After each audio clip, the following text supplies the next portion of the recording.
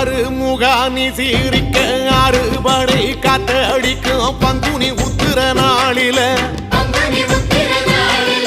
வள்ளி ரதம் துள்ளி வரும் தெற்கால பழனி மலையில ஆறுமுகானி சீரிக்க அறுபடை காத்தடிக்கும் பங்குனி உத்திர நாளில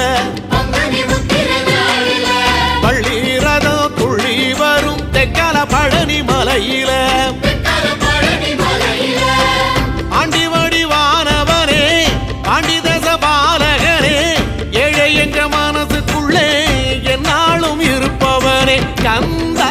உன்னிடம் குறைகள் சொல்ல வேண்டும்